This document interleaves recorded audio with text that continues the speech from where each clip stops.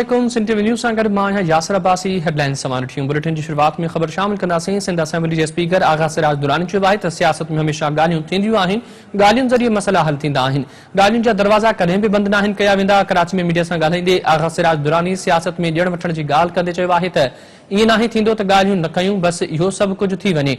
संदसि चवणु हो त मुख़ालिफ़ धुरि जूं समूरियूं पार्टियूं गॾिजी वञनि बि कुझु न थींदो। स्पीकर आगा सिराज दुरानी चयो त ईंदड़ चूंडुनि में पीपल्स पार्टी भरपूर कामयाबी हासिल कंदी।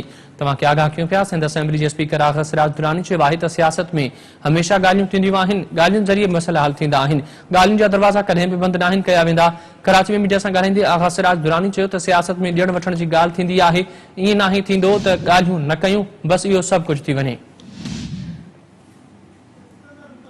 तफ़सील मालूम कंदासीं। सिकंदर भुट्टो असां सां टेलीफोन लाइन ते मौजूद आहे। सिकंदर, स्पीकर आगा सिराज दुरानी खे एहतसाब अदालत में पेश कयो वियो, गैर रस्मी मीडिया सां ॻाल्हियूं कयूं अथसि, छा तफ़सील आहिनि?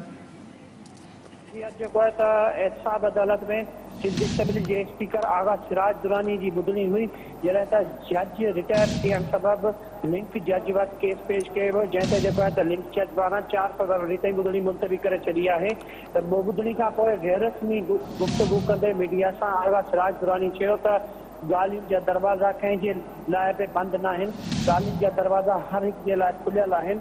उन इहो बि चयो त ॻाल्हियूं जेके आहिनि त उहे टेबल ते थींदियूं आहिनि, टेबल टॉक करे ई मसइला हल थींदा आहिनि। ऐं इहो कॾहिं बि न थियो आहे त जेके पंहिंजी हद गर्मी करे या को पंहिंजो ई मौक़ुफ़ रखे त भई हीउ करिणो आहे। ऐं हर मसइला जेके हल करणा हूंदा आहिनि उहे ॿई धुरियूं मिली करे कंदा आहिनि।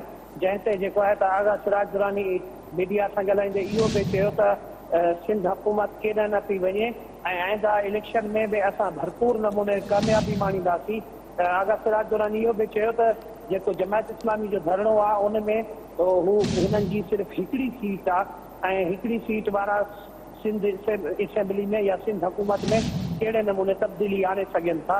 उन इहो चयो त जेकॾहिं उन्हनि खे मसइलो हल करिणो आहे त उहे वेही करे ॻाल्हियूं कनि। जी ठीकु आहे सिकंदर, महिरबानी।